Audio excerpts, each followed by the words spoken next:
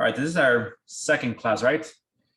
For the semester, today is September 10th, and we had, a break last week. So we have to catch up on some work, and today's class, looking at my notes, we're gonna focus on getting a scene ready to render, right? That means setting up the rendering engine, V-Ray, right?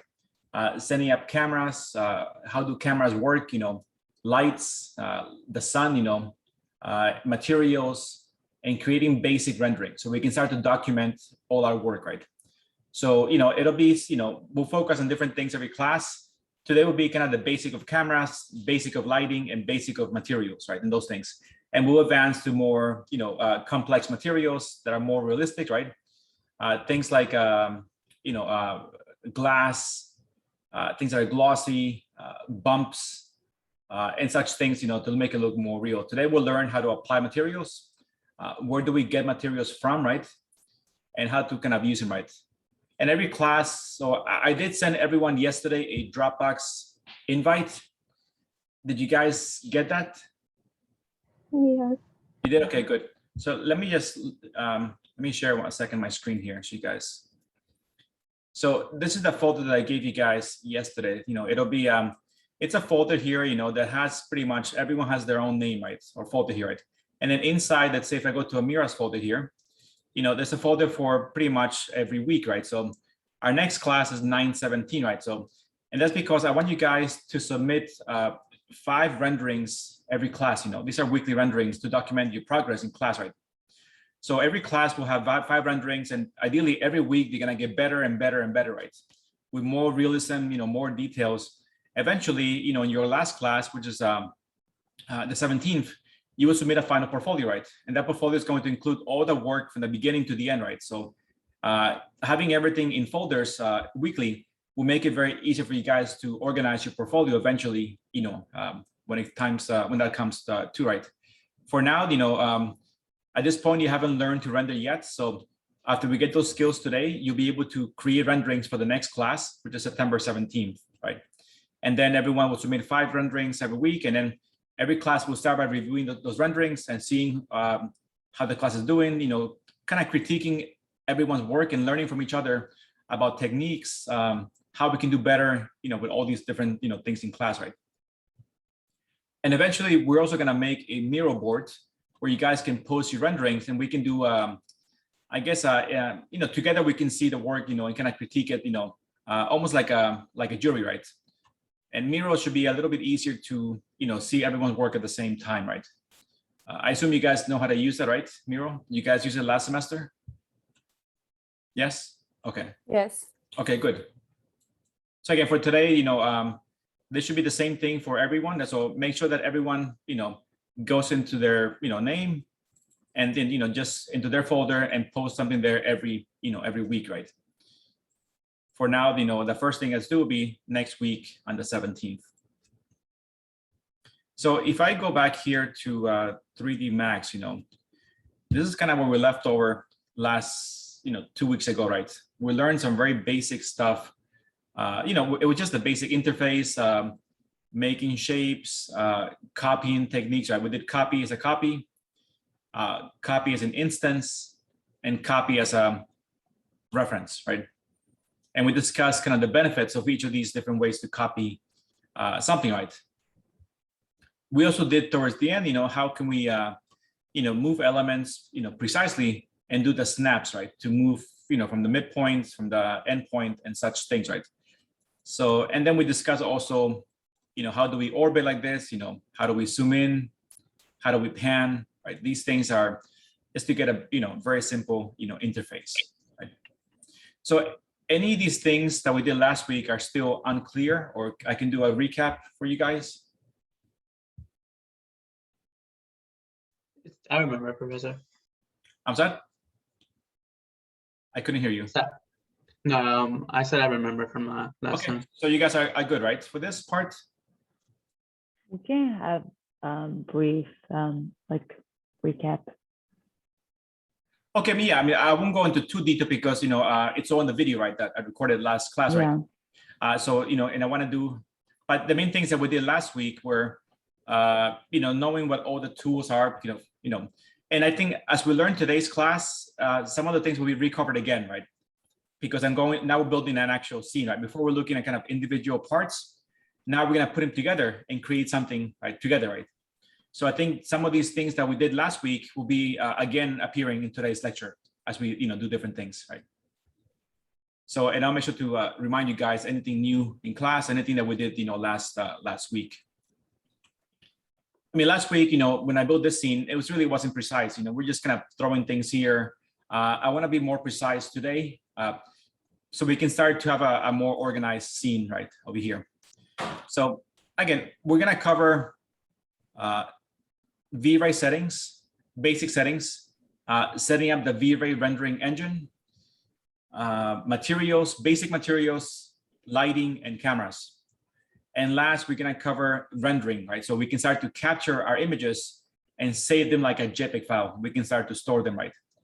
And again, we'll do this in a very basic way, and eventually we'll have classes that deal with just one topic per day. So eventually we might spend one class only on materials, really focus on details of every single piece of the material. For now, it'll be more, again, putting everything together and starting to document, our scenes. All right. Before I start, let me just quickly check my attendance record again.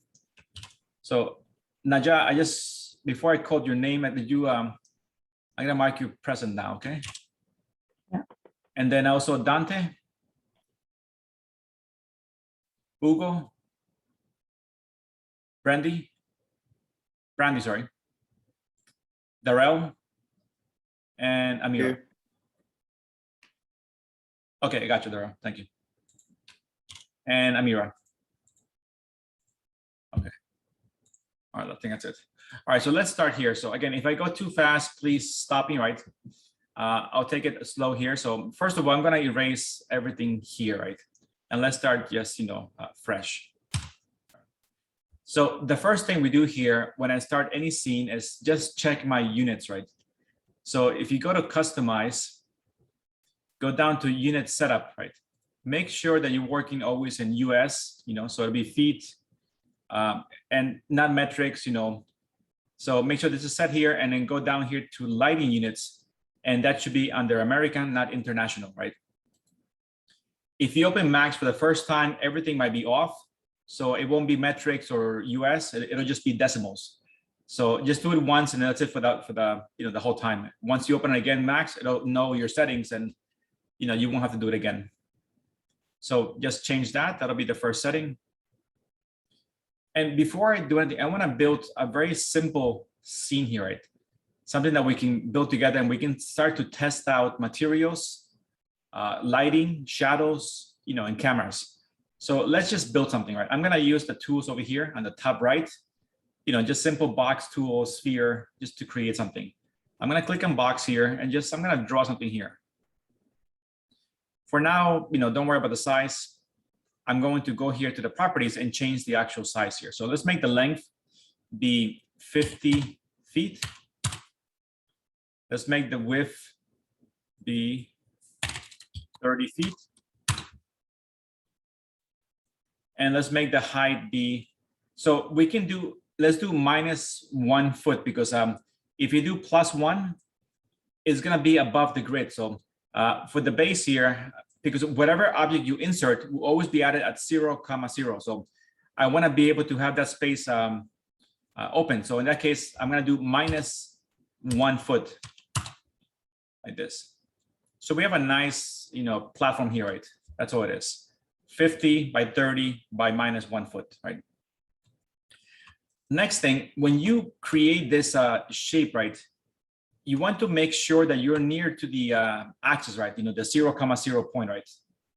Many times when you work in Rhino, AutoCAD, if I go here, I could zoom out, forever, right? And then you're lost kind of, where's this thing? Because this is kind of unlimited space here, right? So when you work, and if you decide to ever export this file to another file, if your model is not near to the 0,0, it's gonna give you a lot of problems when you export it.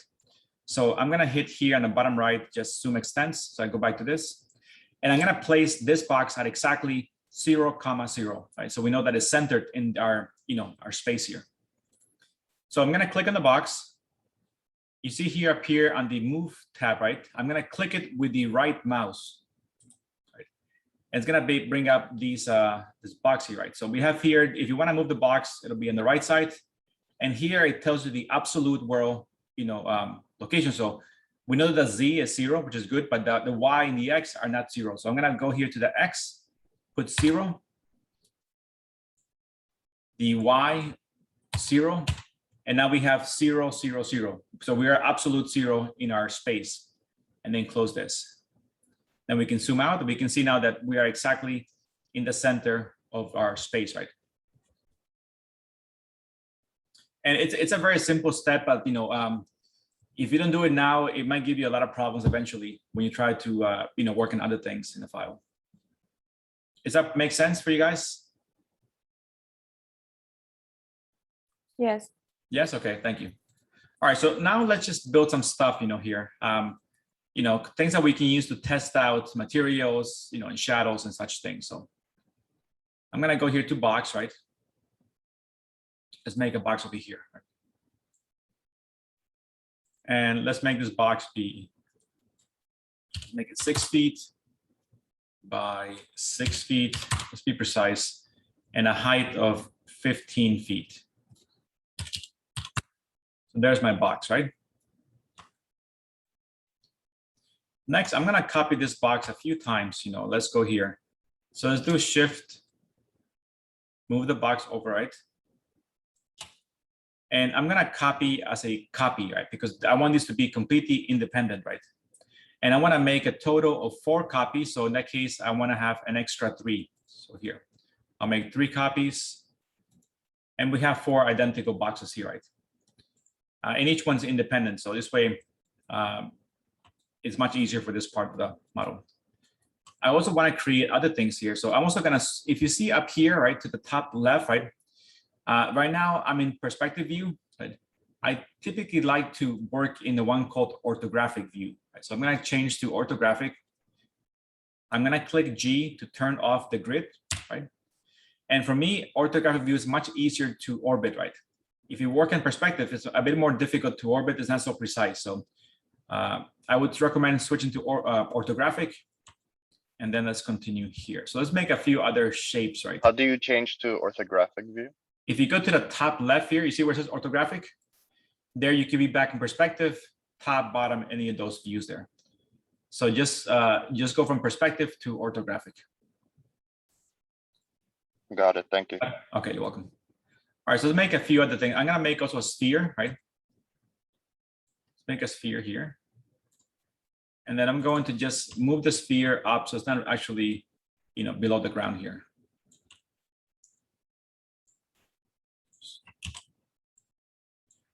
Again, these are all ways that we're gonna test out different materials, right? We'll do maybe also a cylinder.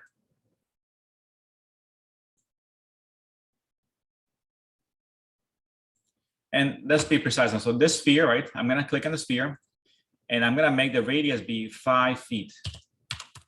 That's all. For this cylinder, I'm gonna make the same thing, radius of 5 feet. And the height will make it, let's make it 13 feet. So everything's precise. Okay. And you see how this thing, it's not really the best shape. There's a lot of straight lines. So I'm gonna add a little bit more geometry to make it more looking like a, like a cylinder. So the sides, which are currently 18, right? Let's make it 40 sides. So now we get a much more nicer, looking, cylinder. And then I'm gonna move this to the side here. This is kind of our palette of shapes that we're gonna test out today. So we have sphere, cylinder, torus. Let's see here. This is more like a donut looking shape. We can make the radius here. Let's make the radius be 4 feet. Radius 1 and radius 2. We'll make it 2 feet. Something like this.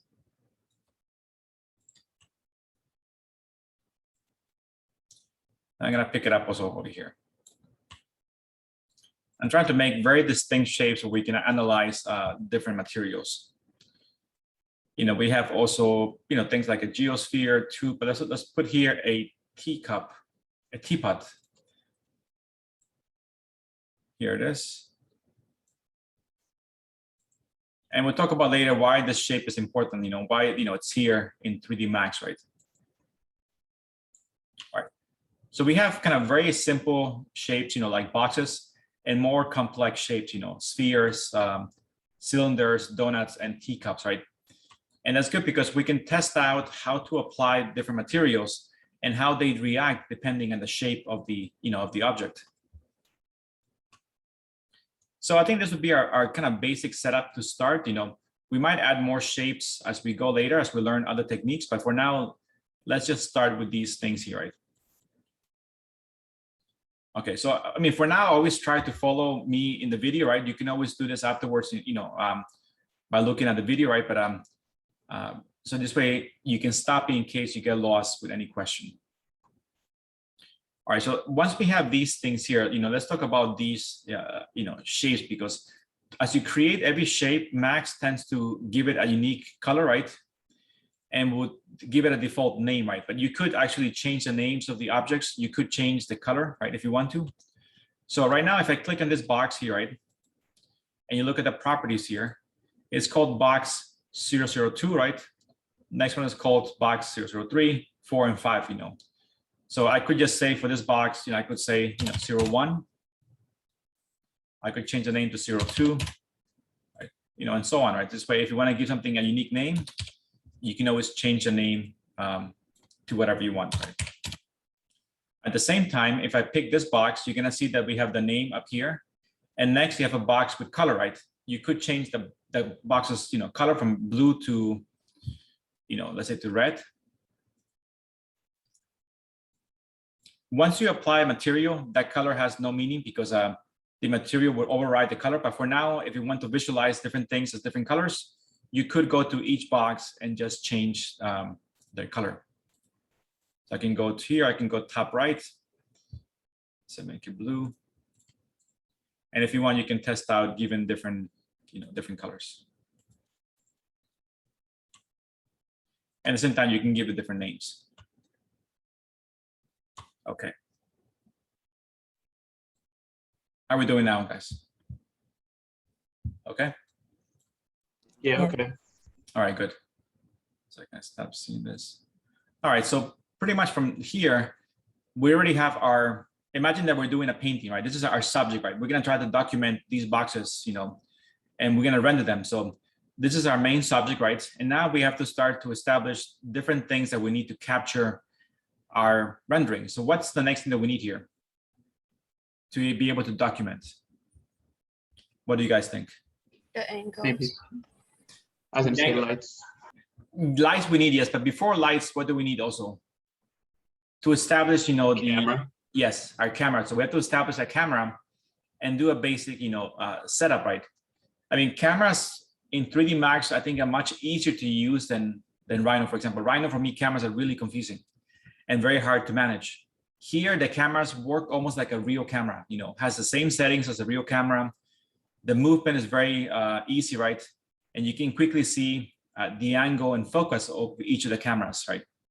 So let's try to establish, one camera in our shot, here. So I'm gonna switch from a orthographic view to a top view. And I'm gonna do G to turn off the grid. And I'll do F3 to turn on the shaded mode, right? F3 is wireframe, right? And let's just add a camera. So if you guys go up here, right, to the top right, and we click on this plus sign, right, we have here the basic 3D shapes, basic 2D shapes, lights, and this is the camera, icon. So we're gonna click on this icon. And although if you look here under this drop-down tab, there's actually standard cameras, V-Ray cameras, and Arnold cameras, depending on what you're going to render. But in our case, we're gonna use a standard camera, not V-Ray, because somehow this one works much better than V-Ray. It's more precise. So keep it as standard, and we're gonna use a physical camera.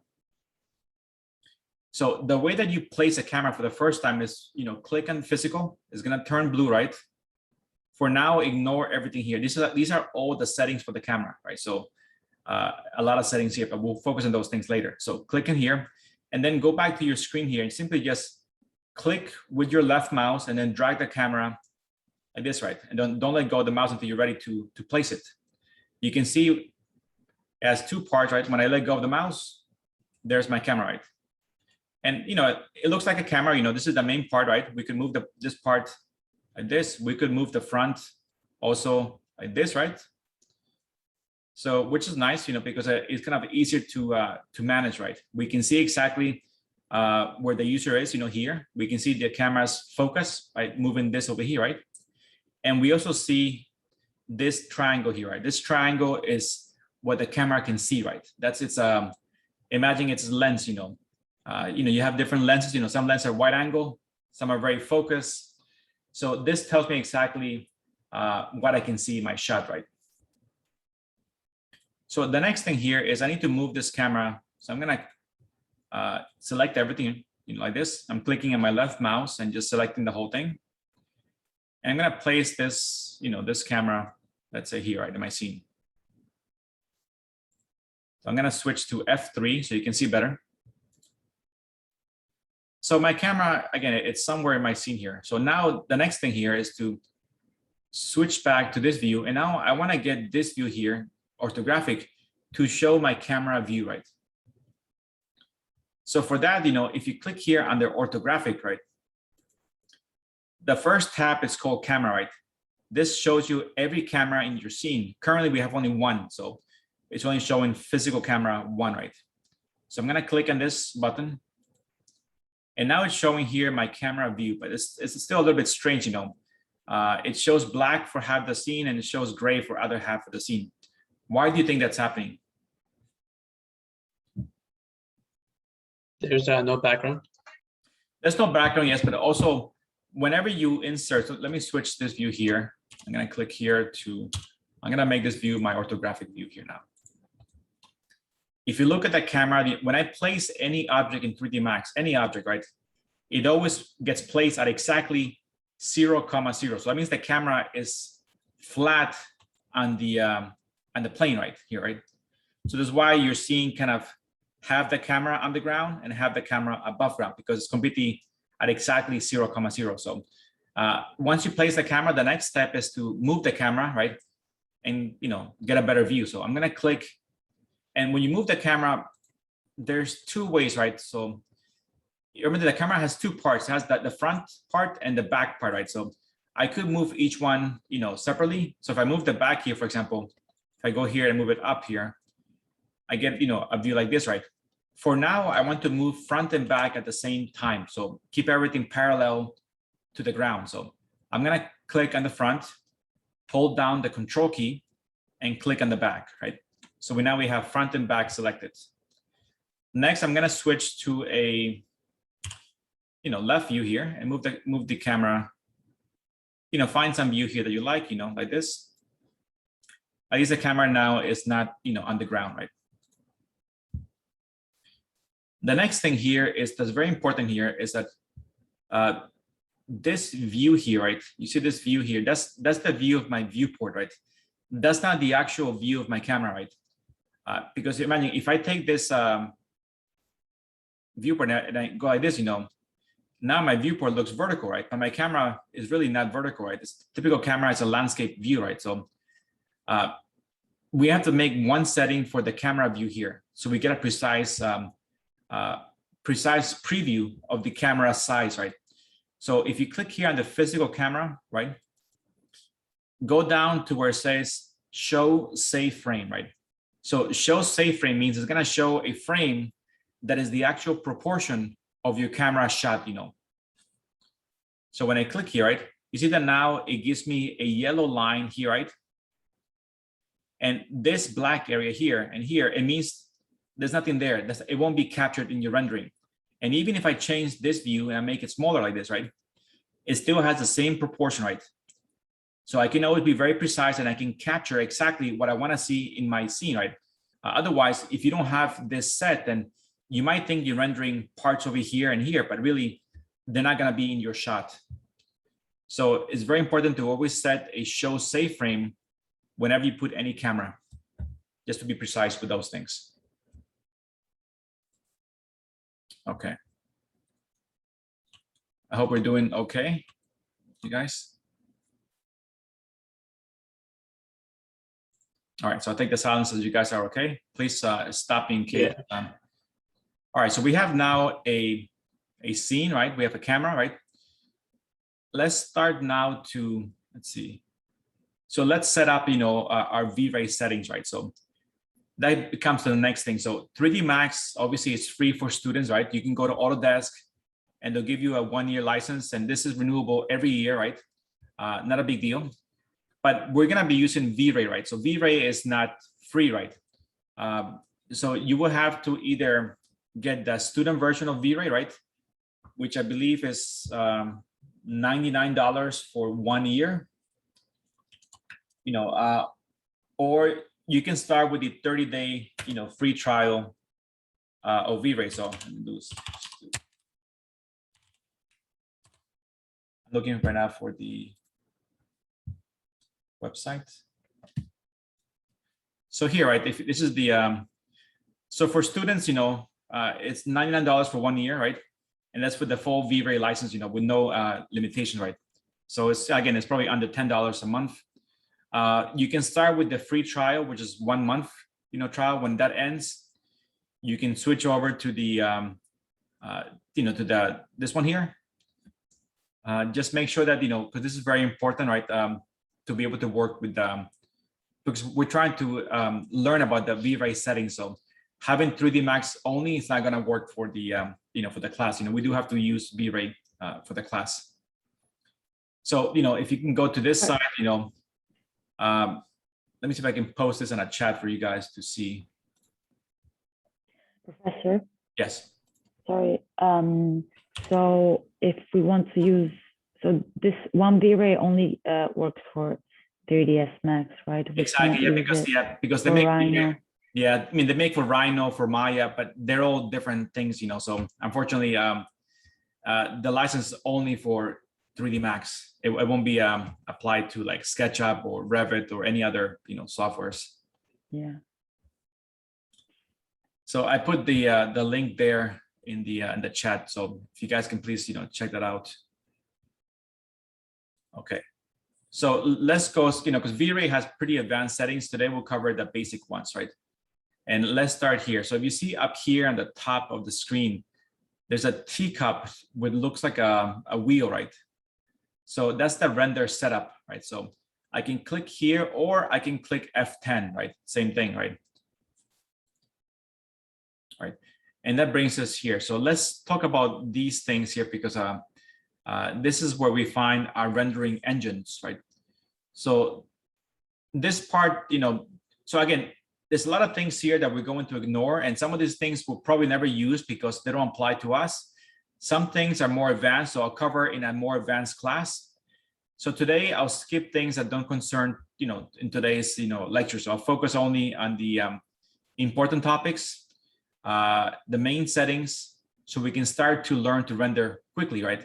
And later, as we go into more advanced techniques, we'll come back to these things and look at other, more advanced settings. So again, first point here, target, this we're not gonna change. This will always be rendering mode, right? Sometimes by mistake, you might hit here and you might go to, cloud rendering or other ones. Just make sure that you switch back to rendering mode, right? This we're not gonna change. This is very important. This is the rendering engine, right? So Arnold is a default engine that comes with 3D Max, and we're gonna use the one called V-Ray, right? So eventually when you install V-Ray, there's V-Ray and there's V-Ray GPU, right? GPU is the graphics card, We're not gonna use this one, just use the one called V-Ray, right? Because the V-Ray one relies on your CPU. That's your computer, whether you have an i7 core, i9 or any of those chips. So make sure you have V-Ray set here, right? Give it a second to load. Once you have this here, then these settings will all change for V-Ray settings, right? And we have here, 5 tabs: Common, V-Ray, GI, and a few other ones here. So the first tab, let's talk about this. This part here, that's just, what you're making. Are you making a rendering? Are you making an animation? Such things. For us, it's gonna always be single, right? Because we're doing individual renderings. The next part here is rendering. Make sure it always says view, right? Because you want to render everything in this view, right? This one here is important because this one determines the size of your rendering, right? Obviously, the bigger the size, the better quality is going to be, right? For now, we're going to change this setting from, so go to where it says output size and change it to the one called Vista Vision. We're going to click this one here, and that will give us 4 rendering options, right? 360 by 240, which is extremely low quality, which can be done to do a very quick preview. 1024, and these are pretty good for medium renderings. And whenever I do any final ones, I always go to the last setting here, which is 4096 by 2731. For now, we're gonna start with 1024 by 683. So just click on that, and that'll be our default rendering size, from now on in a class. Everything down here for now, ignore. We don't need that. In V-Ray setting, this again, we're gonna ignore for now. For now, we're gonna focus on GI, right? Do you guys know what GI stands for? Anybody? This is probably the most important thing for. Is it like general interface or something like that? No, it's called. It's actually global illumination. So V-Ray relies heavily on light, and light bounds. So this tells V-Ray how precise to be when rendering. So it's global illumination. So, all right. So here we have. So V-Ray works with 2 different rendering engines, right? And we can change, the order, right? And again, there's different things that we can use. I'm gonna give you guys my settings, which are, work pretty well. They're quicker. Because by default, these settings are set very high, when you first set up V-Ray. And, there's no need to go this high because it makes really no difference between this setting and ones that are lower. You get the same exact rendering, and it might take an hour less than, than these settings. So for the primary engine, brute force is the most time-consuming one. It's probably the most precise one, but it just takes forever. So we're gonna change to Irradiance map. Excuse me. Which is also very good, and looks exactly like brute force. So secondary is going to be light cache. So these are our 2 rendering engines. And then below here, we have a tab for each one, Irradiance map and light cache. So on the Irradiance map here, the current preset is set to high, which is really, this is overkill. So we're going to change this to very low. Right now we're doing some very basic rendering, so we don't have to be so high up there with the settings. All right, so we just put very low that you can close the tab. The next one here called light cache. This is important because this tells you, this tells V-Ray how precise the light and shadows are gonna be. So if you look here where it says subdivisions, right? This here is important because so V-Ray relies on light bounce, right? So when light hits a wall, it's gonna bounce off to the floor or back to the ceiling, right? So the more subdivisions you have in your scene, the more precise it's going to be at reading that light, If you have low settings, it won't be as good as making the light look realistic, right? So, in a very basic scene, we can bring those settings down.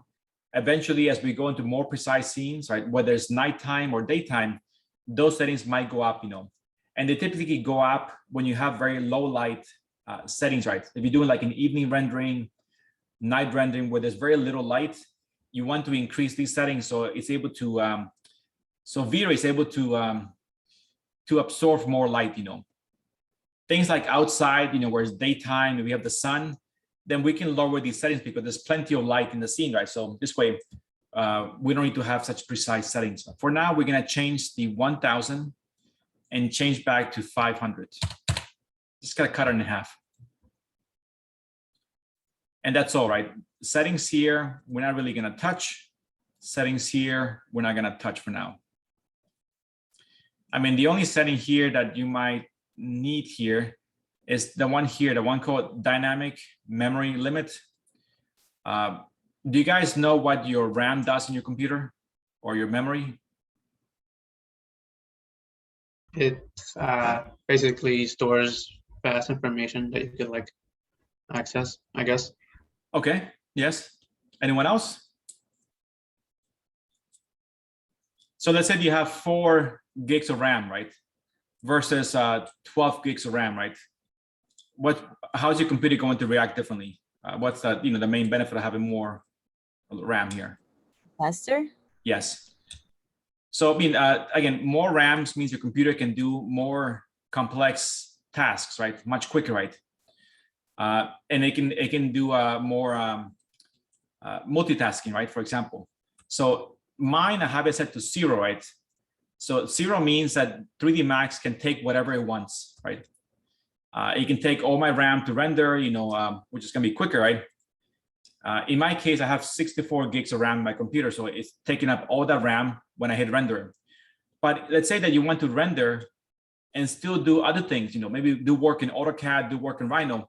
You can make a limit here. You can say, let's say you have 12 gigs of RAM. I'm gonna say here, I'm gonna put 8,000. That means 3D Max can only take 8,000 of your RAM, and it's gonna leave 4,000 for the other, other softwares, right? So you can be kind of specific with those, settings here. You can say, use only 4,000 and leave the rest for other, softwares. If you put 0, then Max just takes what it needs to render.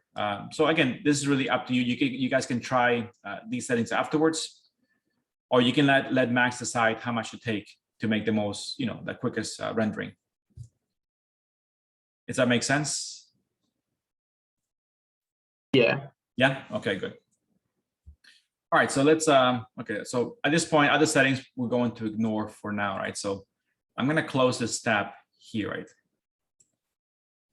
What is this? Cancel this. All right, so here is our camera here, right? So we have here a very nice camera. We can see a cylinder, the teacup, and those things. Let's just change one thing in the camera. Let's change the lens, right? So I'm gonna click on the camera over here, right? Click in the back of the camera, go to the top right to the modify tab, and here we have all the settings, right? So for now, we're gonna focus on one setting here, which is the lens, right? So lens is kind of important because it will tell me what I can see in my shot, right? And by default, it gives me a 40mm lens, right? Have you guys ever used like a professional camera, like something with a lens that you can take out, like a DSLR camera? And it's becoming more difficult now because everyone uses their phone for, all photographs. No? No. Okay, so do you guys know what is a typical lens that's used for, shooting architecture, right? Yeah, this is becoming like obsolete techniques. But, most lenses, the cameras used, for professional shots use between a 20 and a 24mm lens, right? Which is a more wide angle lens. So if you see here under the focal length, right, it has 40. Watch what happens to this view when I change 40 to, let's say, 24, right? So we can see now much more, right? We don't want to go too much down because the more down you go, right, it becomes a very extreme wide angle. So if I go, let's say, to 15mm, right? Or let's say we have 10, right? Or maybe 8, right? Everything starts to be stretched pretty heavily, right? We can see much more, but everything is deformed, right? So a 20mm lens or 24 is still wide angle, but it's not really stretching too much the scene. So it doesn't look too, too strange, those things. So let's do for now 24mm lens. Okay. Other settings here we're going to ignore for now. And you can see here also in this shot, you see this triangle here, right? If I go here, let's say to like, let's say 50, right? It becomes very focused, right? That means all that we can see is pretty much here. As I make this number lower, let's say like 10, right? Now we can see all this and you see how far it's stretching the entire scene, right? So 24 is a good number that we can capture the whole scene without having too much distortion, in the scene here. All right. And now, we can easily see, this is my shot here. So I can just go to my camera here and I can start to move, right? In real time, we can see what the camera is looking at. So we can kind of find and, refine our angle, and put it in different sides here to get our shots here. We can look like this. We can move also the front of the camera. So for me, this is much easier than the way that Rhino treats, cameras. I don't know if you guys ever used it in Rhino. Anybody use cameras in Rhino? Yes. How do you Yeah. find the settings? I mean, I tried and I gave up pretty much. I mean, honestly, I didn't find it that difficult, but I think this one's, I guess, a little bit easier. Okay, But I guess I'm just used to Rhino because that's true. what- Yes, yeah, that's true. And for me, Rhino, it's I'm not used to it, so I mean that's why. But yeah, I mean, it's I think eventually, it's pretty simple to use. You can see in real time how the camera, looks, right. The preview obviously is not, it won't show shadows until you render, right? But I give you a preview of the, how to compose a shot, so, get the best angle in some of these basic settings here. So once we have this camera set here, right, let's start to see how we can render our first shot, and we can start to record and document our renderings. So to render, we're gonna use this button over here, right? It's the teapot with a little, looks like a thunder, right? Thunderbolt. And it's called render production. So I'm gonna click this button here. Give it a second, right? It's going to render my scene, right? Like this. And it's done, but my scene is currently black. Why is that? There's no lighting.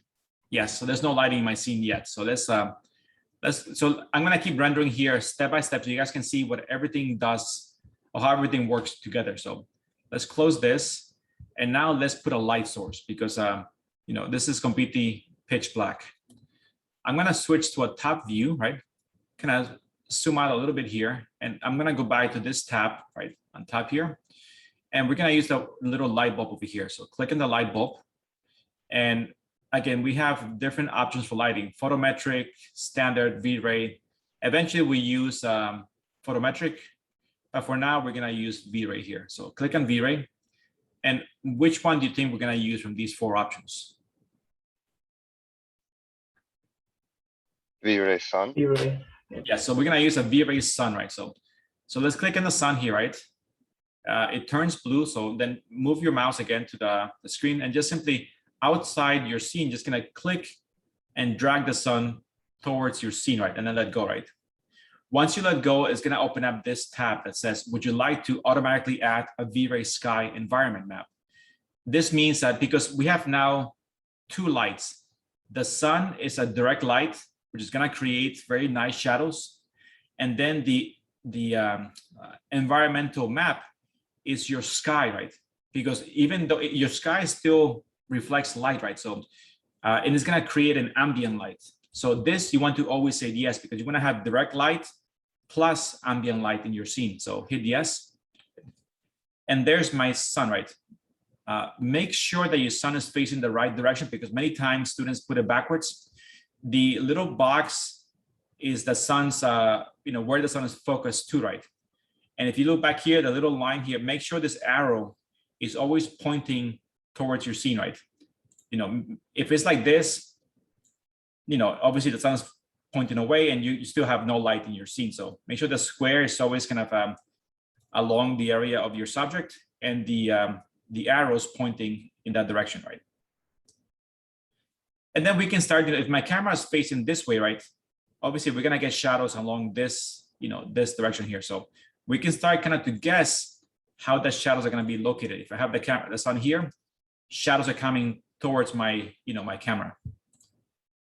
So let's put the sun there and let's do a test rendering again and see what it looks like. Let's do here. Also, one thing you might notice here, when I put the sun here, you see how my whole screen became black? It's all black here and it's all black here. It just happens as a default setting. I typically like to have like a gradient background. So if you don't like this black setting, go here to default shading, go to viewport background. I'm gonna go back to gradient like this. Same thing down here, right? I'll go to default shading, viewport background and go to gradient. So I get this kind of, to me, it feels more three-dimensional. All right, so let's try to render again, right? And see what happens.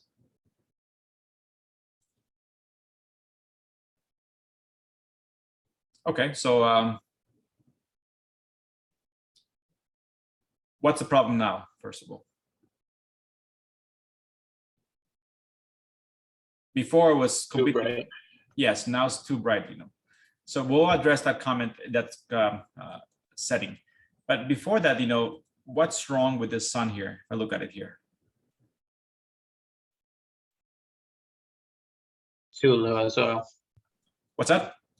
It's like too much on the horizon, I would say. Exactly. It's, again, just like the camera, whenever I insert a sun or a camera, it's always flat, right?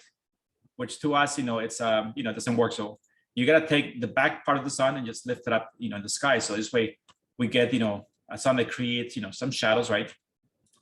And students always ask me, you know, if I move the sun very close to my subject, right, is it gonna be brighter? If I move it farther away, is it gonna be darker? For 3D Max, it doesn't matter, you know. All that it cares about is the angle of the sun, right? Whether it's very close to the subject or very far away, it doesn't matter. It's not going to become brighter or darker. All that it cares about is the angle of the sun, right? So that's kind of important to consider when you start, you know, placing your sun in your scene, right? And because when you're working in this top view, right, you don't want to have this sun be kind of all the way here, because then you're going to keep trying to zoom out, right? So make it close enough that you can actually, you know, view the entire scene, right? And you can easily move the sun around, you know, in your shot, you know. But it's not going to affect the brightness of the sun in any way. So our, you know, we can look here, you know, with a nice angle, looks like about 45 degrees. Let's try again to render. So yes, you know, before with no sun, it was very dark, right? Well, completely dark. Now with the sun is the opposite, right? So what do you think the problem is now?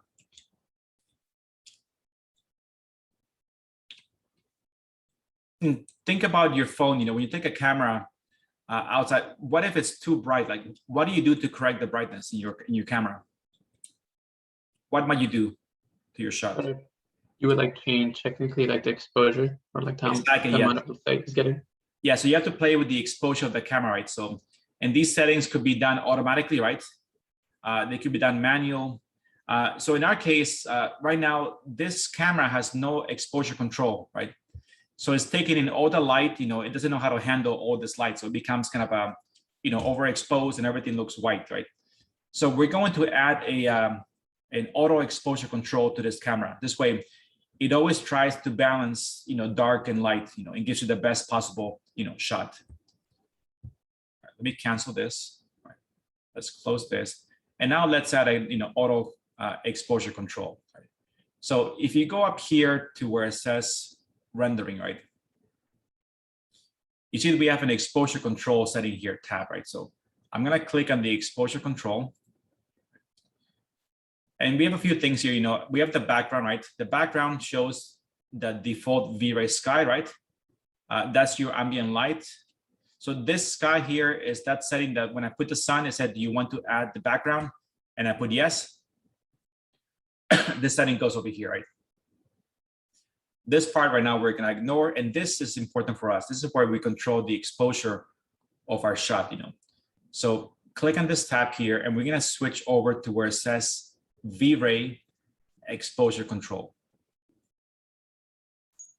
Once you load this, there'll be a second tab down here, and under mode, right, we're gonna change this mode to also say from V-Ray camera. So once you change those two settings, the camera will automatically control the exposure of the shot and give you the best, you know, best shot. So once you have this, we can close it again, and let's render one more time. So now, you know, we have a, you know, a very simple scene, but at least, you know, we can see the sky, right? We can see shadows, right? We can see where the sun is very bright, you know, hitting this piece here. Other parts are darker, and we have, you know, a nicely lit, you know, space, right? You can see also that this here is the default V-Ray sky, right? It's not a 3D model, it's simply a background image that it has, right? And it has also a line here in between blue and brown. What do you think this line here means? Why is it there? To represent the ground. Yes, the ground plane, or also give you the horizon line, right? So it gives you an idea of where the horizon line is, so you can better adjust your camera, right? But technically here, there's nothing there. There's no 3D modeling there. The sky reacts, typically the lower the sky here is more white. As it goes higher and higher, it's gonna get more bluer, right? Like a typical, sky, right? So it gives you that effect, right, of the sky. Also, one thing that's nice about V-Ray is that this sun, right? We discussed that, the location of the sun, whether it's very close or very far, has no effect, What does have an effect, is the sun's angle, right? Because imagine what happens when the sun goes from this angle to like this, what changes in your scene or in real life? How does the sun change? The way it like affects the shadows because of this position. Yes, it affects the shadows, they become longer, right? But what else would change in the sunlight when the sun goes lower? Imagine sunrise, sunset, right? But it's less bright. It's like dimmer. Yes, yes, it's less bright and dimmer. But one more thing, we get longer shadows, it's dimmer, the light. But one more thing will change between, let's say, a sun at noon. Oh, it's warmer. Yes, warmer. So the color will change, right? So depending on the angle of the sun, the color will change automatically. So if I have it here, which is a very low angle, right? And I render the same shot, you see how everything changed, right? The sky is now more like a sunset sky, right? The light is more dimmer and also becomes more yellowish or orange, depending on the, on the angle, right? If I move the sun angle much higher in the sky, right? Let's say I put it like really high up here, almost like noon, right? So pointing down and render again. Is now very bright. The sky is very blue, right? The light is very strong, right? So these things is good that Max would do it automatically, change those settings here. All right, let me find a better angle here so we can see a few other settings here.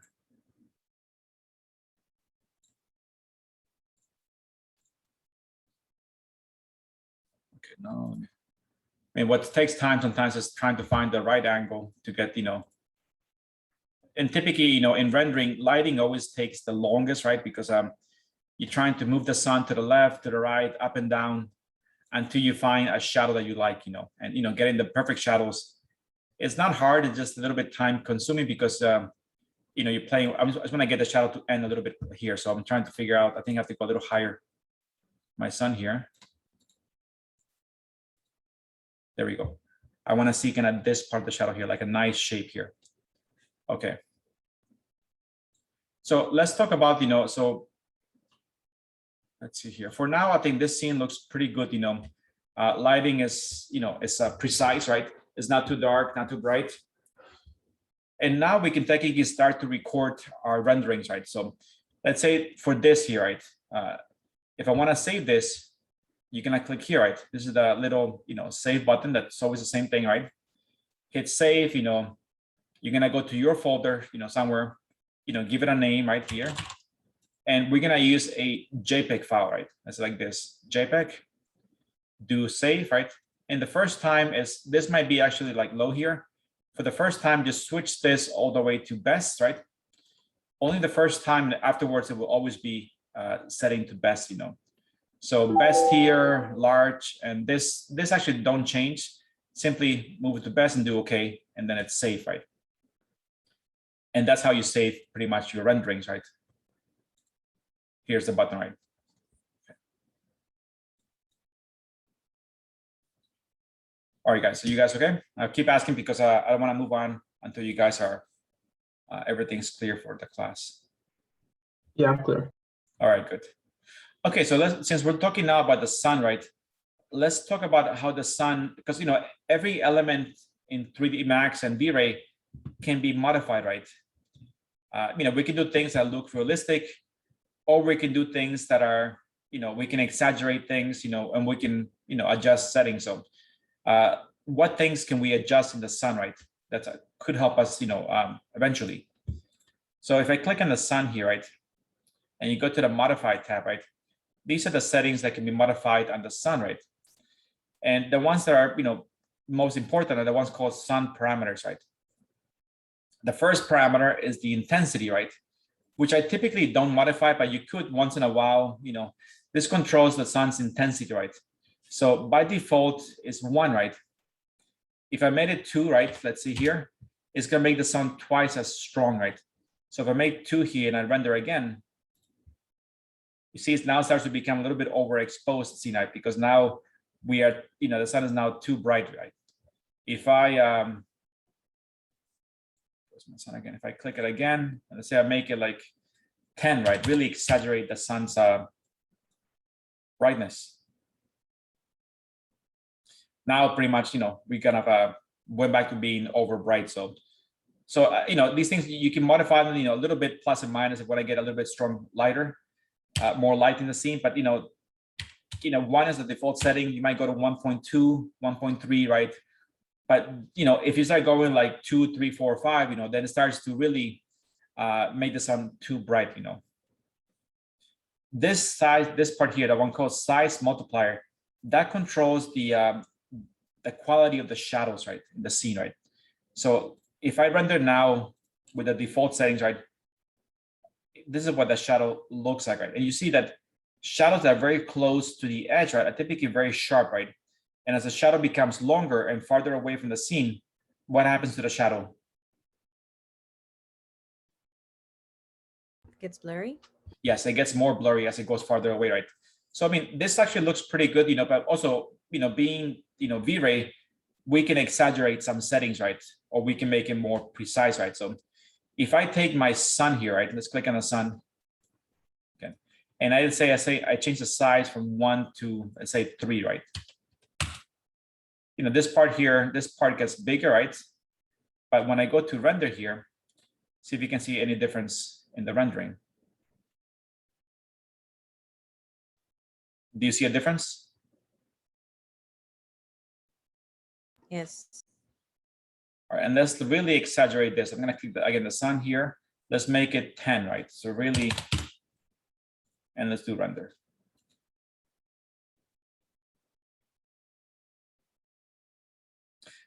Again, I mean, with shadows, really you can go wrong because they're very abstract. So it's a matter of choice. Do you want, for your scene for them to be like this, kind of very soft and blurred out shadows, or do you want it to be more precise? Sharper, there's no right or wrong answer. It's just whatever you think looks better, right? Shadows are so abstract that really there's no way to judge if they're good or bad. So if I go back to, if I do 1, if I do like 0.5, right? Anything lower than 1 makes them really, really sharp, right? So if I render again this scene here, even the ones that are farther out, this sharpness will go much farther. So it's still sharp here, and then back here it starts to become blurry, right? If you want it really sharp, we can try 0.1, right?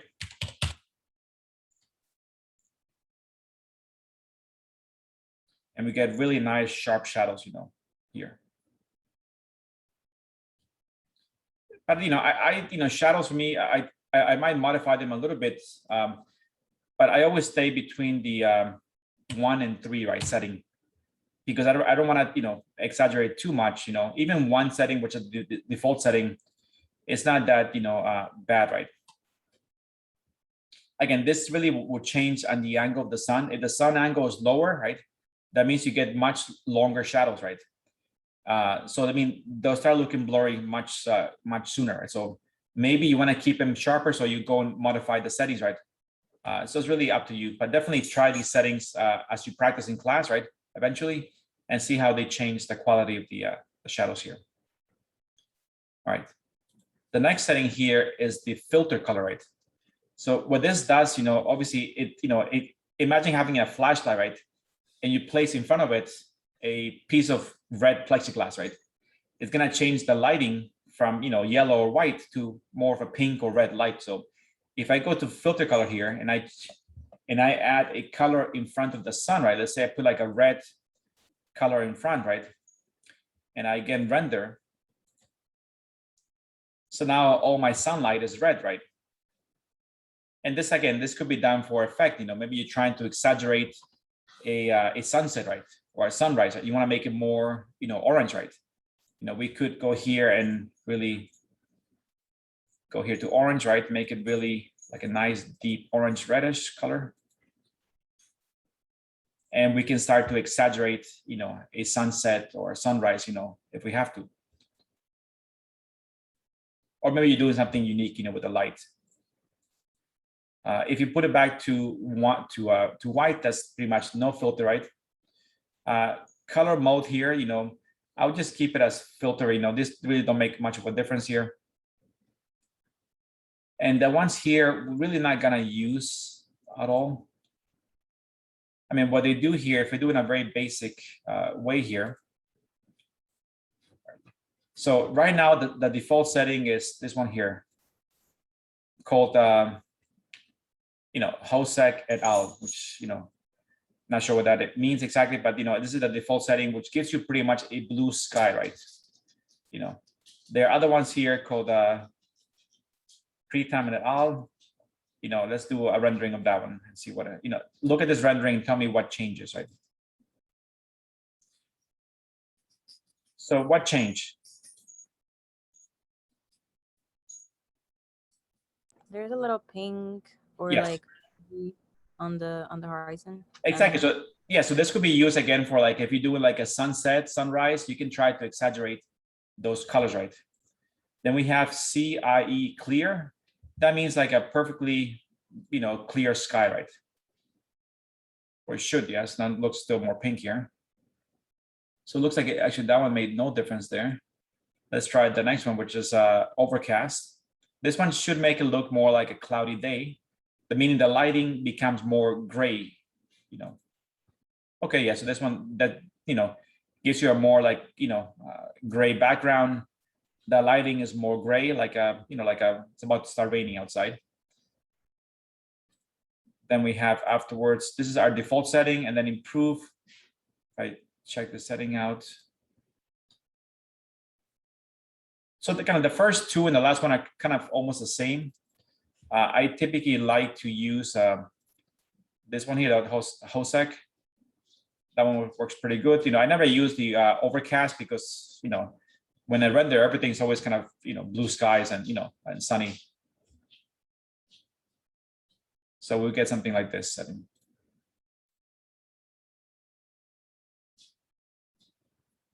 So I mean, as you can see, there's a lot of settings that can be modified in 3D Max, right? And we're only covering kind of the beginning of these settings, and this is why everything here is more realistic, because we can really control every part of the scene, right, and modify it until it's perfect for us, right? Whether it's for my rendering or yours, they can be adapted to really capture, something realistic or something very artistic, in your scene, right? Also, if you look down here, this part actually is this part here is kind of important, and we can kind of add more detail later. This is again going into things that are not really real, but what it does here is that we can exclude things from the scene so that the sun doesn't see them, right? For example, you see here this green box, right? It's creating a big shadow over here, but maybe for this rendering, I don't want this shadow, right? So let's say I go here to my box, I click in the box. This box is called O2, right? So I know this box name. Oh, actually, let's call it let's change the name of this box and call it green, right? So this green box is called green, right? If I go here to my sun, right? Click on the sun, right? Go to exclude, right? I find here my green box right here. I'm gonna move this green box to the right here. So it's here now. And now I can choose that this green box is both excluded from illumination and shadow casting, right? So do okay, right? So now when I go to render this scene again, this box is there, but to the sun, it's invisible. So we can start to exclude things from the scene just because more for like an artistic, setting, because maybe this shadow is blocking something here, or, is blocking a part of my shot. So you can start to really be precise and exclude different things as you go there. You can always go back there to the sun, click the sun, go back to exclude. And when you're done, you can click on the green box and put it back to the scene. And again, it becomes again visible to the sun, right? How do you think this could be useful in rendering, for example? Any ideas? Its benefits?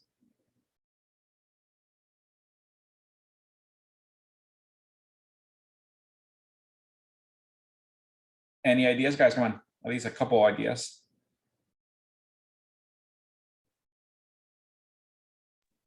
I mean, I guess I would say it allows you to sort of get a more unique look to what you want. Okay. Anything else? I mean, it just gives you more control of your scene, right? Imagine, if you guys ever still, this all relates to, imagine you guys are seeing a movie being made, right? Or you're watching a professional photo shoot of a model, right? The lighting is pretty fake, right? I mean, there's tons of lights behind the scene, right, that you're never gonna see, right? They might be blocking out the sun. They might have lights that mimic the sun, right? So in a way, the photographer, it's in full control of the scene, right? He controls the shadows, the lights, all these things to get the perfect shot, right? So, maybe in one scene, you have the best lighting, but a certain object is creating a shadow that you don't like, so you can just go there and say, this shadow, I'm gonna, take it out right from this shot, and put it back, later. So it gives you full control, to get the best looking, rendering, right? And as architects, we want to show the client, the best possible shot, of the scene right here. I mean, it might be a little bit cheating, but a shadow's not really gonna have a huge effect on the scene, I think. All right, how are you guys doing? Doing great. Feeling good so far? All right, good. All right, so the sun again, there are other things that we can eventually talk about the sun, right? If you look at the, we'll take a break soon. Let me take a break at 10 o'clock. At the camera here, right? This camera scene here. I'm gonna click here. You see here, there's a lot of settings, right? These settings are, you could play with these settings here. I mean, for us, I think we'll stay with just the lens here of 24 millimeters. But if you ever looked at a camera, like one that has a lens that you can take out, there's f-stops, there's film types, there's film width, I mean, the old cameras, that you had to actually insert a film, right? These were called 35 millimeter films, right? And this is the size of the film. You could here go and change. Like if I'm a photographer, and I'm working with a certain camera, you can say, I want to use a Canon camera or Nikon, Sony, or custom, right? Those things, I have stopped using this so much because more and more everyone deals with just their phone, right? Almost no one uses one of those professional cameras anymore. So those settings kind of, I feel like they have less meaning for students than before, right? So for us, we can ignore those settings. Really, they have no effect, in our renderings, and we'll stick only with the 24 millimeters, which just defines the size of the viewport and what we can see in our rendering, right? Other things here we can completely ignore because, they won't really affect our scene, right? If you are someone that's trying to match a photograph, let's say you're working with a camera, right? And the camera's brand and the camera's lens size, you could go here and start to try to match those settings. So you can start to mimic a real camera in the rendering here. If if you're trying to combine some things. For us, I think we could ignore those, those things. All right, so we covered basic lighting, cameras. We know how to render, and we did the V-Ray setup, So what's left for today here is to learn to apply basic materials, right? This will be the last topic in today's class. This first 4 topics, we're just getting everything ready in the scene here. So, we have, our subject, which is all these elements, our light to create shadows, our camera to capture our space. And then up here under render setup, we have our settings so we can render and save our images as JPEG files, right? Those are kind of the first 4 steps, In the next step here, we'll start to apply materials to all these different, boxes, and we'll discuss also, how to scale them and how we can map them depending on the shape of the, of the object. So actually, let's take a break now because I don't want to start that topic and break up the class like that. So let's take a 10-minute break, just be back here by like 9:57. And then we'll start talking about basic materials and their applications in 3D Max. Sounds good for us. All right. All right, guys. So we're back in about 10 minutes. Thank you.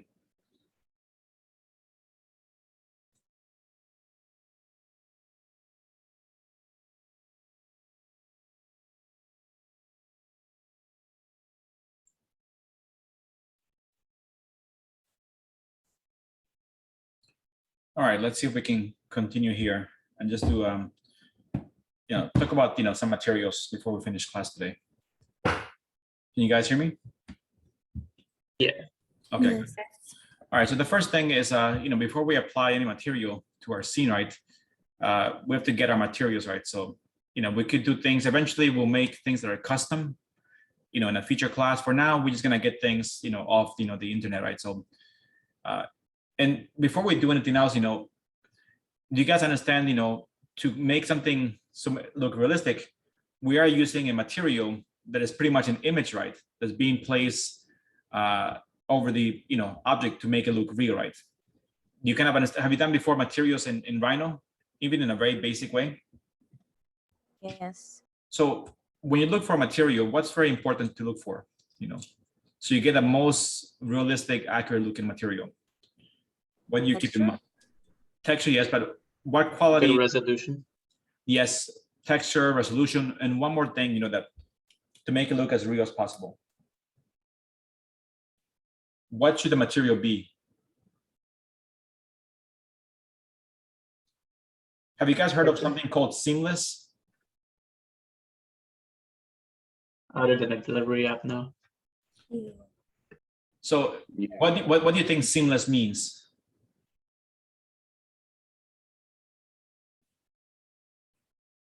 Like it connects, I would say.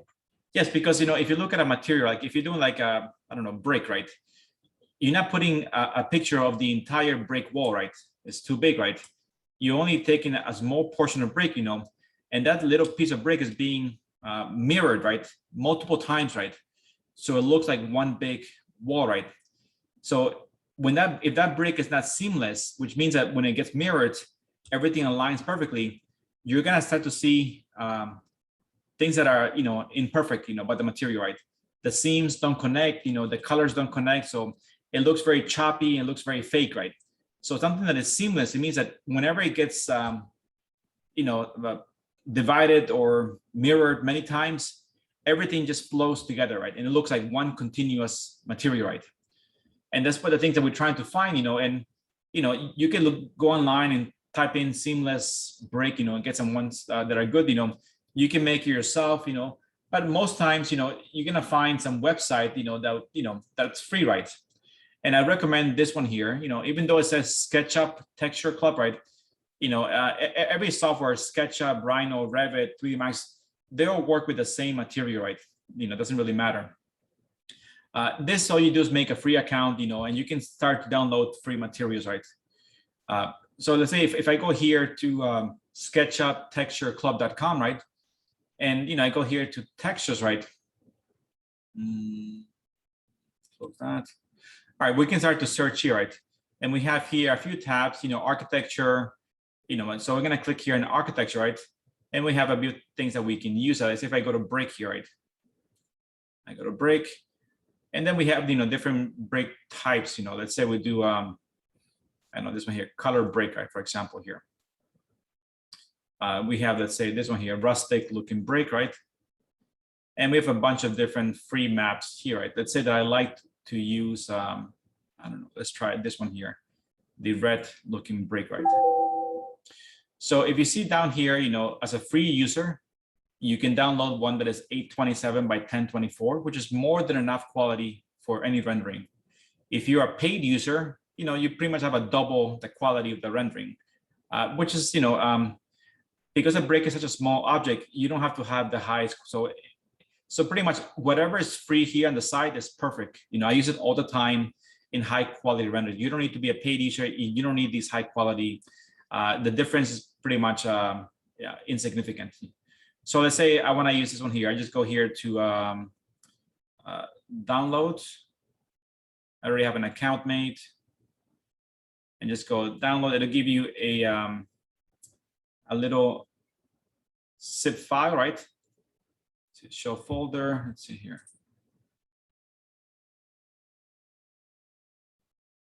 Oh, this file doesn't seem to be working. Okay.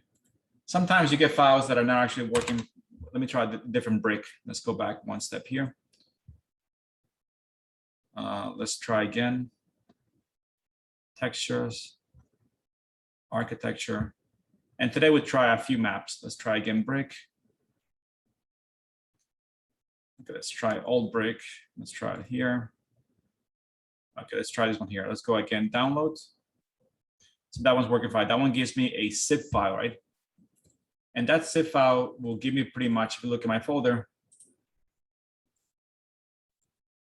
will give me this material here.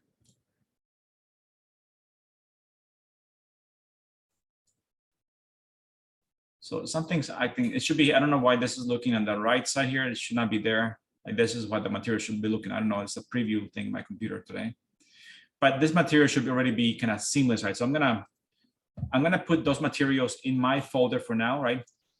And we can start to, let's see, let me just organize my screens here. All right, so we're gonna use that one, which is the old break material there. All right, let's get a few more. So we have break, let's see what else we have. Let's do concrete, right? Something also simple. We have like this, something like, you guys know Tadao Ando, right? Japanese architect. Let's do a like Tadao Ando concrete here. So again, it's 1024 by 1024, which is perfectly fine. Download it. Then I'm going to just open the file. All right, I'm just putting everything in my folder. Let's get a few more. Let's see. So we have a brick, concrete. Let's do wood floor. Like let's start like a parquet wood floor. Doesn't really matter which one. Let's try this one here. And download it. I mean, today we're gonna cover, again, only applying the basic material. Eventually, to make these things look good, we're gonna have to add reflections, glossiness, bumps, right? But that will be covered in a more advanced class on just materials. Let's do also marble. Actually, let's do tile here. Let's see here. Concrete, rolled plaster roofing, stone walls, tile interior. Let's do marble tiles just because they're gonna be kind of glossy. So let's try this blue. Let's try this blue tile. It's 1000 by 1000. Okay, so we have now concrete, brick, tile, and wood. Let's just get one more material here. Let's see, something that has a pattern. Let's see here. Wood floors, wood planks, walls, tiles outside. I mean, again, the choice is immense, right, for these things. That's interesting. Decorative panels. That's good because it gives you a very strong pattern, right? That repeats multiple times, right? So, let's do like something like this. It's a very strong pattern, and let's also download this.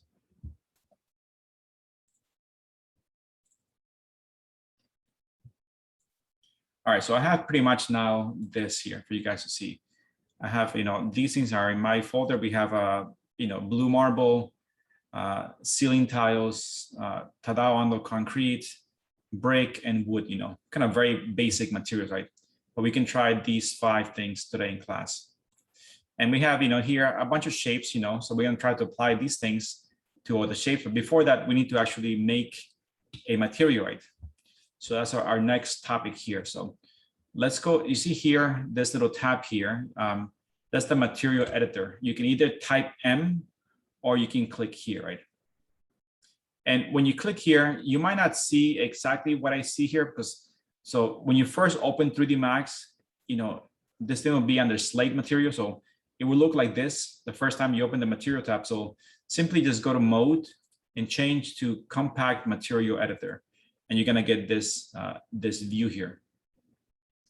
This might be a little bit similar to Rhino. I mean, each material has its own different area, right? Which is seen as a sphere, right? We can double click it to make it bigger, right? So we can inspect the material. And so on, you know, and right now it tells you here the type of material, in this case, physical, which is a basic material. For us, everything that we create has to be a V-Ray material. So, you know, we have to do our own, and right now these settings don't apply to us. So let's start by, you know, clicking on the first tab, you know, top left corner, go here to where it says get material, right? And here we're gonna look for the tab that says V-Ray, which is right there. And then go down and we're gonna load a V-Ray basic material, which is called V-Ray MTL. So double click on this one and it's gonna load that material here, right? Now we have like a gray sphere. I can close this. If I double click it, it's simply a very simple basic gray sphere, right? And we see now that under here, this changed to V-Ray material for us. And we have also this tab over here. So this is important because every material needs to have a unique name. Otherwise, they might clash together or you have some, you know, error. So the first thing we do is, so let's make first brick. So I'm gonna call this brick, right? Like this. Make sure it's V-Ray. And all these settings here we'll eventually discuss, but in an advanced class, right? For now, we're gonna go all the way down. Oops, move things here. We're gonna go all the way down to, let me do it again. I just move something. Okay, there we go. Make sure it's called again, brick. And move all the way down to where it says maps, right? Down here, the last tab on your menu here. And again, we have tons of things here. This is where you add your materials, right? And you know, there's a lot of options here. We're never gonna use this many, maybe 1, 2, or the most maybe 3. But for now, we're just gonna load the material in this basic area, which is called diffuse. So the main material always gets added to the diffuse panel. So where it says diffuse under no map, just click there. Then here, we're gonna go down to where it says general here. And under general, we're gonna click on bitmap. Bitmap is where you go to find your JPEG file, right? The material you're gonna use. So click on bitmap. It's gonna open, you know, folder in your computer. You know, scroll down to wherever you might save your stuff, right? I go to my class folder here, Arch Friday, and here we have my material. So I'm gonna click here on brick.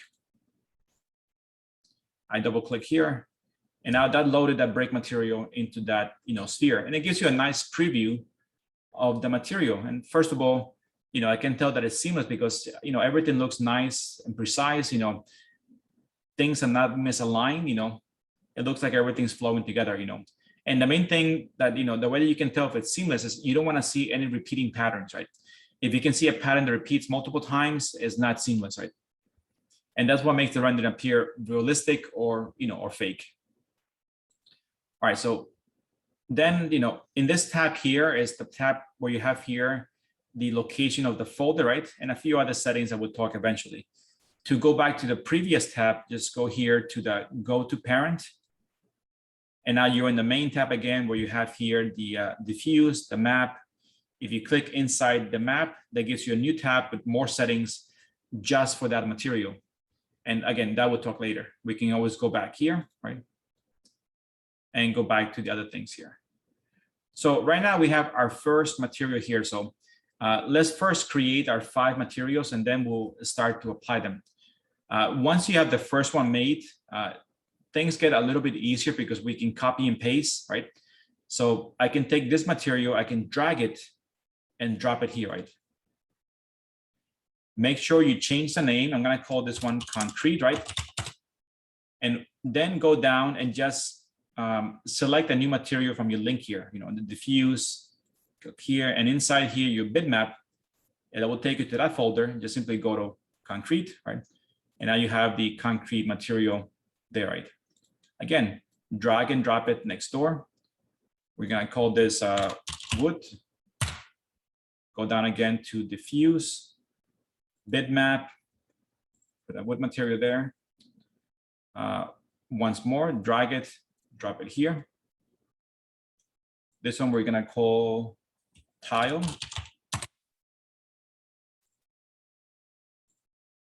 And we're gonna put this one here, the white tile. And one more time, we're gonna call this one blue tile.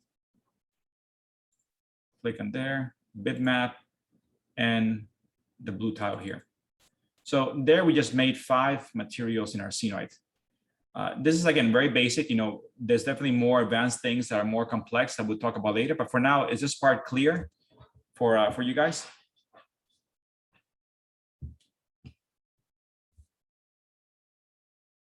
Yeah, clear for me. Okay, yeah, don't be afraid to speak up if it's not clear. I'm happy to repeat things over. Yeah, okay. So again, we have these 5 things here. So now, the next thing now is we can start to apply them to our scene, right? So let's start with this kind of red box over here. Let me get very close here. And there's 2 ways to apply a material. You can simply go to the material, drag it, and drop it over your element, or you can select the object and go here and say assign material to selection. You can apply it, right? Something this simple, you can just drag and drop. I would use this button here when your scene is very complex and you have multiple objects. For now, we can't go wrong by dragging and dropping this over here. So we drag it, drop it, we get this, right? What do you think of this material right now? How does it look? Try to critique it. Does it look good? Does it look bad? Any problems with it? I feel like it looks a little repetitive. Okay, but look more closely. What's wrong with this material? It doesn't make sense because the top is going to the other side and the student, and I guess the corner is pretty realistic, I guess. Yeah, I mean, if you look, but what's really is off here is the scale, right? The top is very small, right? Scale here looks kind of squeezed. The one here is bigger, but also doesn't look like brick. Brick are typically, longer, right? So, I mean, we did apply this to this, but it's still missing a scaling factor, So in 3D Max, we can scale 2 different ways, right? I think today we might cover one way. If we have time, we'll cover the second one, but we'll see how far we get today. But the first way that you scale is by giving this object 2 modifiers, right?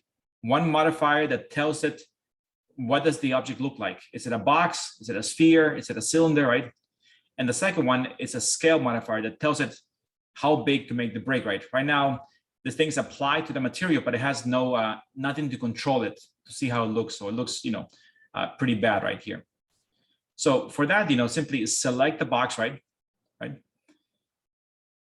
And you see here on the right side, where my mouse is, this is the modified panel, right? We have here a 1, which is the name of the box, right? The box is red, but because we apply material, the material overrides the color. So this color now has no significance. We also have here the size, 6 feet by 6 feet by 15 feet, that's good. And then we have here a modifier list, So if I click here, these are all the modifiers that I could technically apply to this box, So for now, we're going to apply 2 modifiers. The first one is all the way down, right? And that is called UVW map, right? This one here. When I click on this one here, you see that this pretty much became a little bit distorted, right? And here we have this. So is this shape a planar, a cylindrical shape, a spherical shape, shrink and wrap, box, or face? Which shape do you think most closely resembles our object?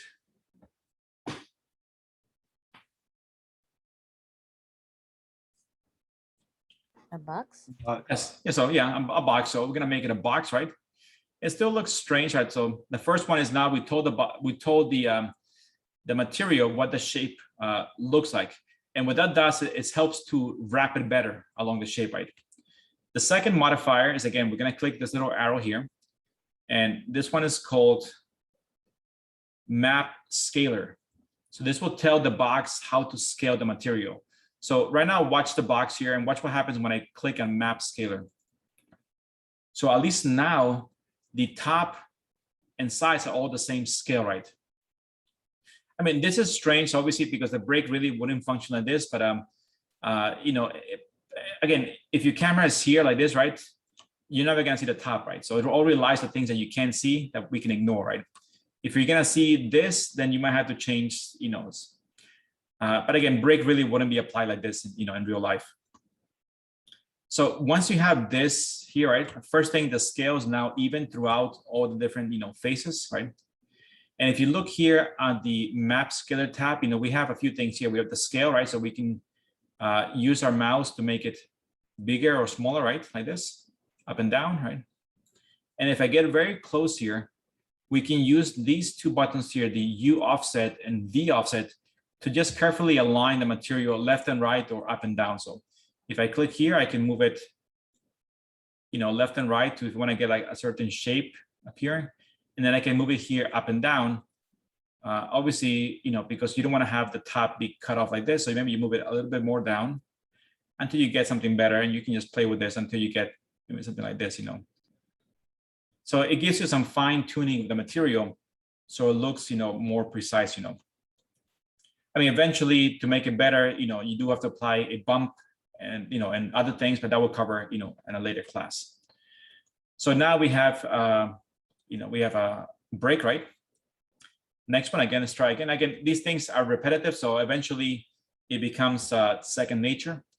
So next one, again, let's take the concrete, drag it, drop it here, right? We go here to modifier list, click on the object,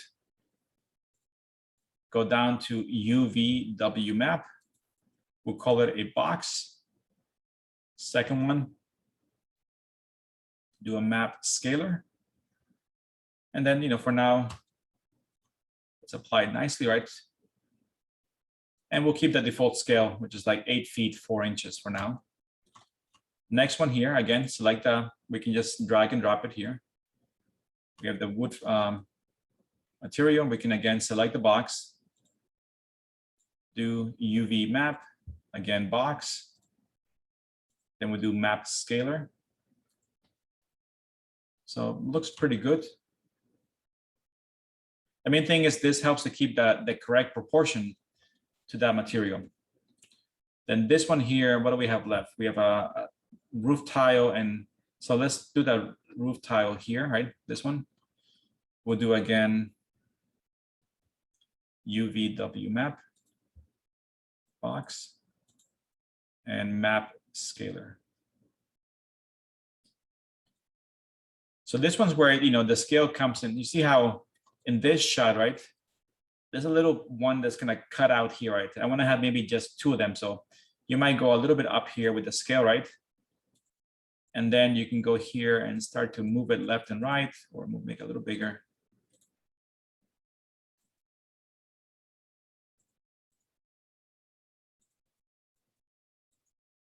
A little bigger. There you go. Then move it up and down. So now we have a nicely shaped panel, right, that fits exactly here, right? And it should be the same all around. So this gives you a really nice way to fine tune. I mean, other faces might be off, but again, with these things, you know, you worry about the face is going to be seen by the camera, right? The face that's behind that you don't see, you really don't care about what's happening there. So always focus on whatever you can see. Let's apply it to this floor here. Let's try the blue tile. So I'm going to take this tile and drop it here. Once again, we select the floor. Let's do UV W map. This is still considered a box shape. And we'll do again map scaler. So we have this kind of tile. And let's actually do a test rendering now that we have more stuff here. So as you might see, once you start to apply stuff to the scene, right, the scene might get darker because, things like this material, right, like a very dark wood, they start to absorb more light than a simple, let's say a simple shape with no, like this one here. This one here, the light, it very easily bounces off. But things that are dark, like the blue tile, the dark brick, and the dark wood here, they absorb light. So eventually, you might have to adjust the sun, maybe make it a little brighter. As you apply materials, your lighting will definitely change throughout the scene, right? And that's just all part of being, realistic with the materials. At this point, we can start to examine, we can move my camera here, maybe get some better shots of the materials here. We'll go here.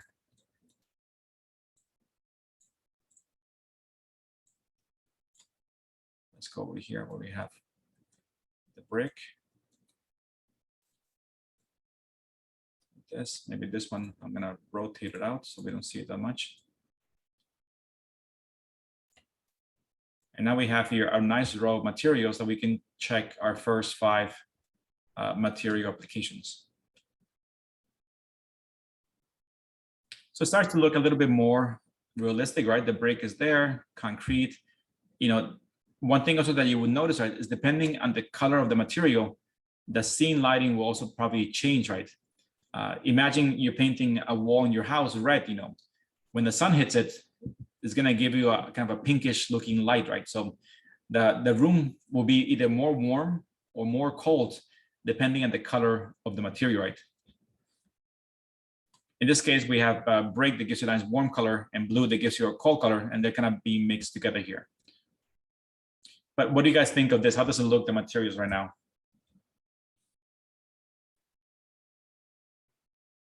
They look good. They look like they're appropriate. Okay. All right, so let's just apply it now to the other ones here. We're almost. So, then we go into shapes that are not, typical, right? Like this, though. I mean, if I were to apply, if I click on this sphere, right? And I apply, again, brick, right? Let's say, drag it here. Here, right now, it looks, this is where I said before, there's 2 ways to apply. No, there's 2 ways to scale material, right? One is through modifiers and one is through the actual material. So these 4 or 5 were modified through, a modifier. This one, let's try the same thing. So if I click on this sphere, right, and I go to UV map, and I click obviously sphere, right, spherical shape, right? And then I go to map scalar, right? And I start to make it bigger, right? Or make it bigger here. Do you see any problems with the material? Look at it here. It's overlapping in some parts. Exactly, it's overlapping. So this technique of applying UV map and map scalar doesn't work really with things that are complex or organic shape. Things like this, if you try the technique, it starts to overlap the materials and they get shifted. And you can see here, like here we have 2 different materials here and overlapping here. Things start not to align that well, right? And, obviously the top, it will look like this, that's no choice there. So in this case, this technique doesn't really work that well, right? If you go to the cylinder shape and again, apply the brick, right? First of all, let's do again, UV map. We'll do and we have a bit more choice here. We have cylindrical shape, right? With a cap. I'm gonna click on cap. That should fix the top here. Then we'll do also map scalar. Okay. And that actually works pretty good because, it's kind of wrapping it around a nice, even, surface, right? So we make it bigger or smaller. There really should be no overlapping. So in this case, it works really nice for something cylindrical. Things like this, again, they're gonna get a little bit messed up because these are more organic shapes, right? This kind of donut shape. If I apply brick, for example, and we do again UV map, and we do map scalar, and I try to make it bigger, for example, you can see that here, this is definitely not aligning, that's not aligning, right? And we have, mix and match of different materials happening there, right? So in that case, that technique really has no function. It doesn't work well in these shapes, right? So, and obviously the same thing is going to happen with the teacup. So in this case, what we're going to do here is, click on the object, and we can just, this part here, the map scaler, simply do delete and delete for map, UV maps. In this case, we're not going to apply any modifiers to scale this object. We're going to scale it directly to the actual material. That means over here, right? The only problem here is that if I modify this material, right, it's going to modify this one, this one, this one, and this one, all the ones on the actual here. And if I'm happy with this material, I don't want to modify it when I go making this one different. So the only choice here is to make a duplicate copy. So if I go here to the brick one, I'm going to select it, drop it here, right, and call it brick, I don't know, brick 2, right? This way I'm not modifying this one here. Now I'm going to click this sphere right here, and I'm going to apply brick 2. Again, I'm trying to make it independent from the other box brick here.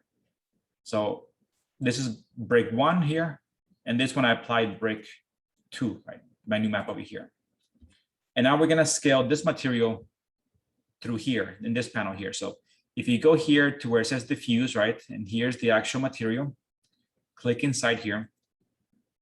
This panel here, we can use it, the one that says coordinates, to scale this sphere, right? And it's all done through this part over here where it says tiling. So we're going to tile the material up or down to make it bigger or smaller. So if I do 2, right, it gets smaller, right? If I do 3, see how it's getting smaller?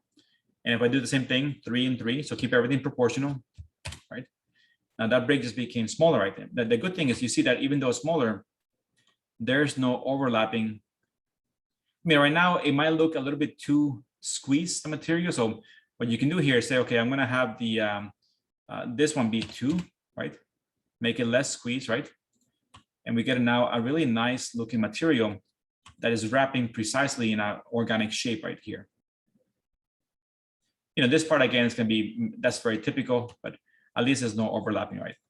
And the reason why I made it independent is because here works good, so I like the scale, but here I had to modify it just to make it work in that sphere shape, right? So this way, I don't want to go and, I don't want to change, because whatever you apply to this material that I use here, if I go and modify this material, it's going to change everything that I applied it to. So it's going to make it for us more difficult.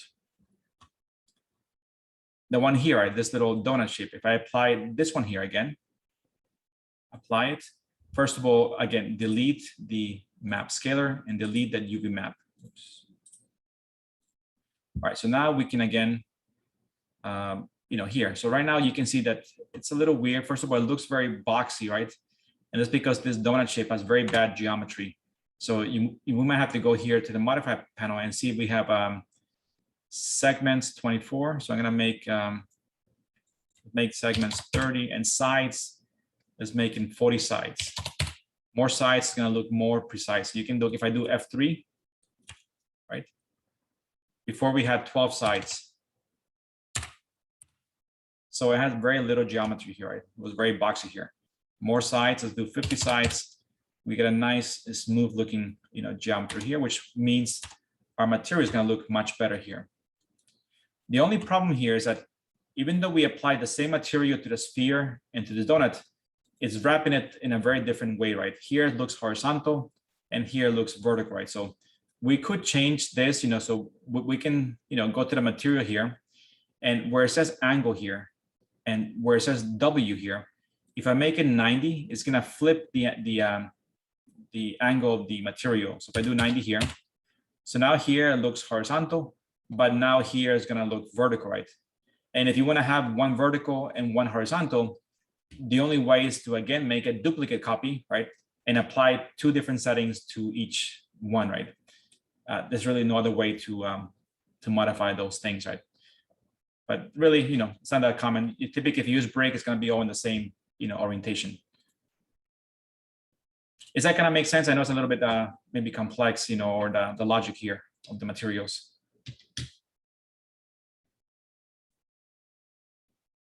No, I don't think I'm fine. You're okay or no? Yeah. Okay, I mean, you might have to go back later and look again at the video, right? Maybe more closely. and those things. And I think once you start practicing, you'll be able to, to get the hang of it. I mean, this shape here, again, is very basic. In this case, whatever, this one we'll talk about later, in a more advanced class, because here I want to discuss things that are very glossy. Things like glass, maybe a glossy paint, or maybe things like a mirror finish, right? So that requires a bit of a different, different settings here. So for now, this teacup, you can try to apply any of the ones you have here, and see how they look, I mean, if I apply, let's say here, this one here, obviously it doesn't look too bad.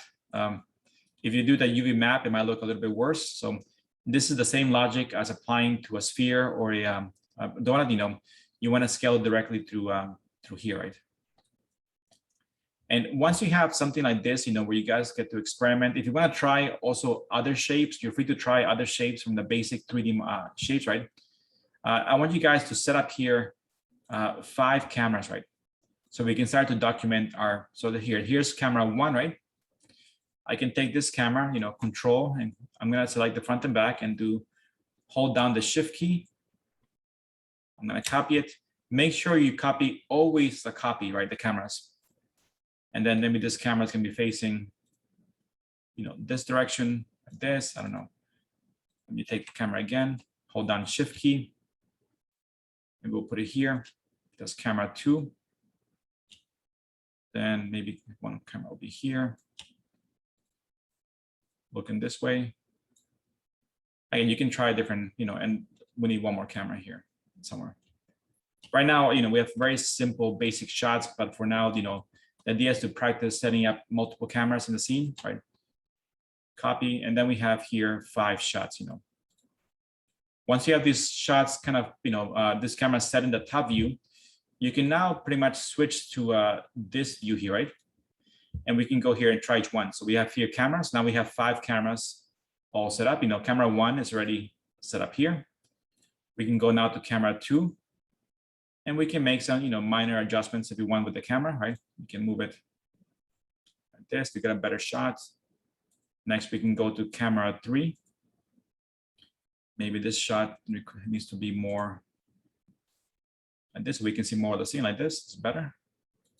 Then we have camera 4, which just looks over here. Maybe this one we'll bring it out like this. We can see the entire 4 materials like that. And then we have camera 5, which is looking at the sphere. This one will be like this. And with these cameras, again, don't be afraid to, if you want, you can change the sun angle for every shot. So, because ideally, you're not thinking ahead of, you're thinking that it's not only point and shoot, right? You definitely want to get the best looking shadows, right? So if I go to render, let's say this shot over here, right? It's not bad, but if you move the shadows, the sun behind here, maybe you get a better shot over here, right? So don't be afraid to just play with the sun, play with the angle, right? So, lower angles means more of a sunset sky. Play with the direction of the sun. So each shot you cannot see what the shadows do, right? And now we have these 5 shots, that you're gonna render and save them to your folder, right? So for example, in our class folder, I give you guys an invite to this folder, which has everyone's name, right? If I go to Amira, right, our next class is September 17, right? So here, 9/17. In here, you're gonna save your 5 renderings. And same thing with everyone here. And then we have 9/24. So this is pretty much every class for the semester. And everyone should be saving all their shots in the first folder. So that next week, I can go through every shot as a class and we can discuss and critique each other on the work, of the class. And ideally, as we go through every week, things will get more precise and looking better, throughout the class. Does that make sense?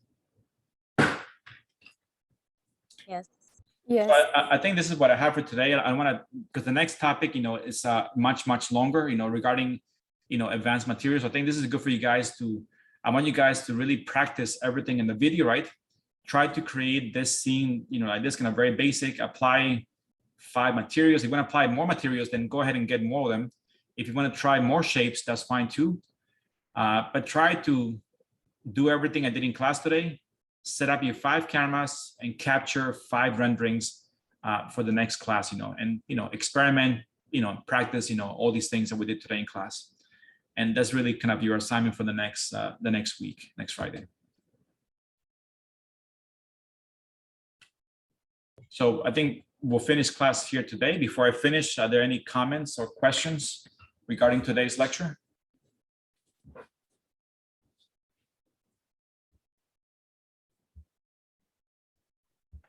And then you'll, just one question. So when do you think you'll be able to post the video from the class? Right now, once I stop the Zoom meeting, it will start saving the video to my computer. And once it's done, I'll post it. So it should be up by this evening, the video. Perfect, thank you. Maybe sooner, yes, depending on how fast it's, again, if you don't see it this evening, somebody please send me an email, means I forgot, and then I'll do it. But I'll get it up there today for sure. All right, guys, looks like there's no questions. So in that case, please practice, and I'll see you guys next week, right? And definitely enjoy the weekend. Thank you, Professor. All right, guys. Thank you very much. Take care. Thank you, Professor. All right, Thank guys, you, take care. Professor. Thank you. Bye now. Take care. Have a good weekend. You too, guys. Do you have office hours? Yes, I'm still figuring out the best because my schedule this semester is kind of very messy, right? So I'm trying to find that. So by next week, I can tell you my exact, office hours. I'm trying to figure out when they work during the week. Thank you. All right. Bye. All right, guys. Thank you very much. Take care.